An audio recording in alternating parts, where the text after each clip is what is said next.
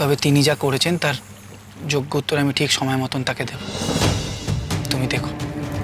তিনি কি রাজি হবেন আমাকে তার পুত্রবধূ হিসেবে মেনে নিতে? সে দায়িত্ব আমার। তুমি শুধু একটা কাজ করো, তুমি বাবা মশাইকে আগে পাঠিয়ে দাও, আমরা পরে যাব। বাকি সব দায়িত্ব আমার। মানে? মানে আমি তোমাকে আবার নতুন করে এখানে বিবাহ করব।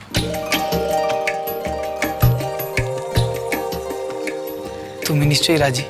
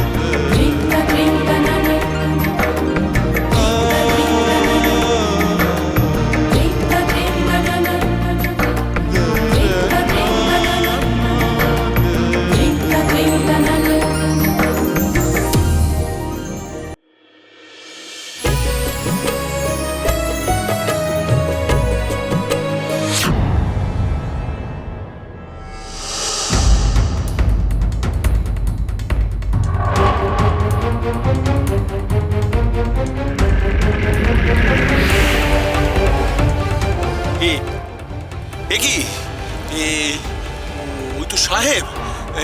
এই সাহেবকে কোথায় নিয়ে যাচ্ছ তোমরা? সামনের ওই জঙ্গল দেখতে পাচ্ছেন, সেখানে নিয়ে যাওয়া হচ্ছে গুডলা সাহেবকে। জঙ্গলে? গুডলা সাহেব জঙ্গলে জঙ্গলে নিয়ে গিয়ে কি করবে তোমরা সাহেবকে? কি আর করব, ফাঁসি দেওয়া হবে সাহেবকে। গাছের ডালে ঝুলিয়ে সাহেবের ফাঁসি হবে। ফাঁসি? তোমরা গুডলা সাহেবকে ফাঁসি দেবে নাকি? হ্যাঁ, বন্দীদের তো আমরা ফাঁসিই দিই, তাই এদেশি বা বিদেশি যেই হোক না কেন। আর তাছাড়া আমাদের কাছে তো কয়েদখানা নেই যে কয়েদ করে রাখবো, তাই ফাঁসি দিয়ে দিলে সব লেটা চুকে যায় আর কি। নিন, আপনি তাড়াতাড়ি করুন, দেরি করবেন না। কে?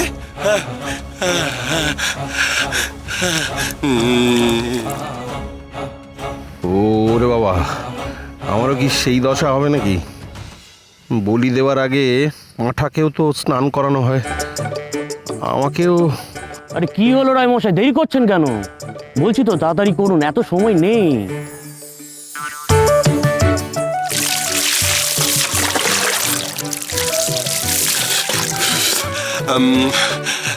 ওম গঙ্গা চ ওং তারপর চ ওং যমুনা চ ওং গোদাবরী তাড়াতাড়ি। ওং সরস্বতী চ ছ না ওং জবাকুসুম শঙ্কাশং ওং জয় শ্রীকৃষ্ণ, জয় জয় জয় জয় জয় জয় মা কালী, জয়।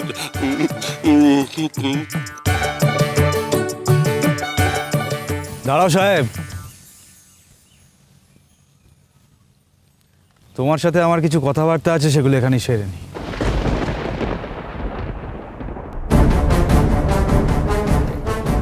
এই সেই স্থান যেখানে তোমরা আমাকে ফাঁসি দিবে? হ্যাঁ সাহেব, মাঝে মাঝে ইচ্ছে করে বটে, ইচ্ছে করে যে তোমাদের মতো শয়তানগুলোকে ধরে ফাঁসিতে ঝুলিয়ে দিই। বিশেষ করে তোমরা যখন গরিবদের উপর অত্যাচার করো, অকথ্য অত্যাচার, তখন মনে হয় তোমাদের সবকটাকে ধরে ফাঁসিতেই ঝোলাই।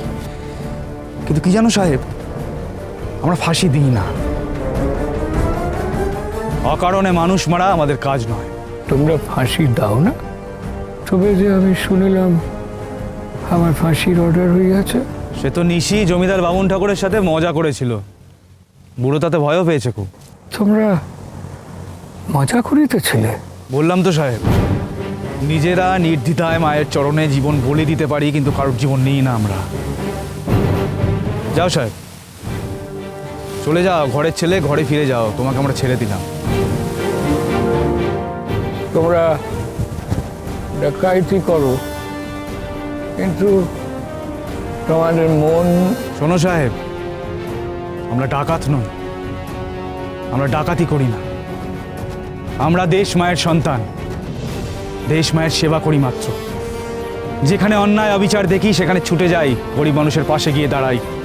তোমাদের বা জমিদারদের লুট করা টাকা তাদের আবার ফেরত দিয়ে দিই। আমাদের রানী সেসব ধন সম্পত্তি ছুঁয়েও দেখেন না। Strange, very strange.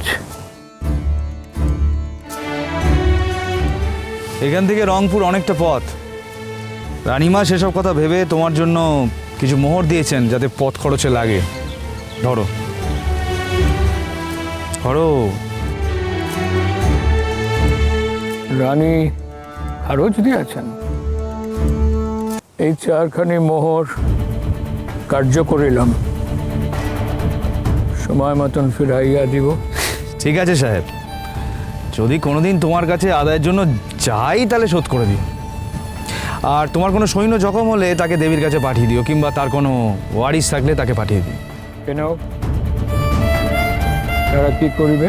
এরকম অবস্থায় আমাদের রানী সবাইকে কিছু কিছু দান করে থাকেন, তাই করবেন।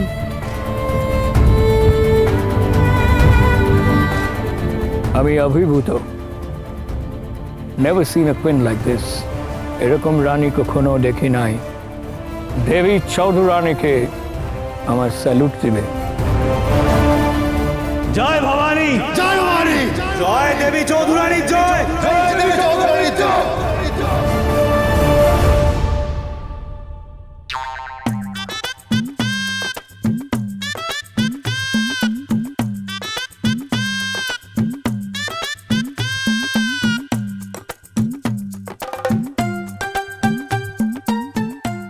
কি জমিদার মশাই, আম তো খেলেনি না, সব পড়ে রয়েছে।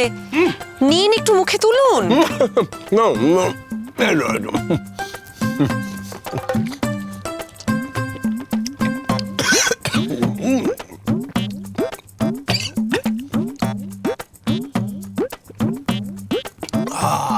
এবার এটা করছো কি? আরে কি করছো? আমি পারবো না। আমার তো মনে হলো আপনার এই ক্ষীরটা খেয়ে খুব ভালো লেগেছে, তাই আর একটু দিলাম। না না, কি যে বলো, এই বয়সে কি আর খেতে পারি? তা বললে শুনবো কেন জমিদার মশাই? আপনি আমার কুটুম্ব হতে যাচ্ছেন, তাই আপনার একটু আদর যত্ন করবার সুযোগ পাবো না, এ আমি মেনে নিচ্ছি না। ঠিক আছে, তুমি বলছো যখন।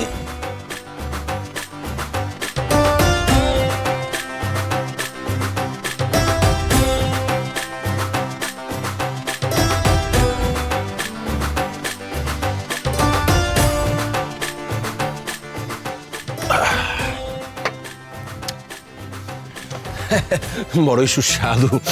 এবার আমি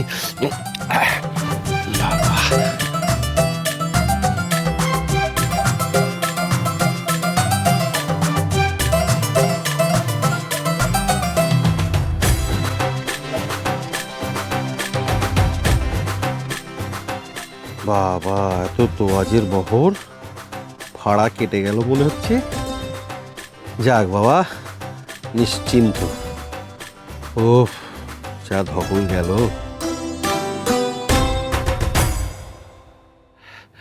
আচ্ছা, বলছিলাম যে ব্রজেশ্বর কোথায় গেল? সেই যে কাল ওকে দেখলাম, তারপর থেকে দেখতেই পাচ্ছি না। ওনাকে নিয়ে আপনাকে আর চিন্তা করতে হবে না জমিদার মশাই, উনি তো আমার ভগ্নিপতি হতে যাচ্ছেন, তাই যাতে ওনারও সুন্দর করে আদর যত্ন হয় সেদিকটা আমি দেখব। আমি এক্ষুনি ওনাকে ডেকে পাঠাচ্ছি। দিবা, দিবা, জানা গিয়ে একটু ব্রজেশ্বর মশাইকে খবর দে, বল ওনার বাবা ডাকছেন।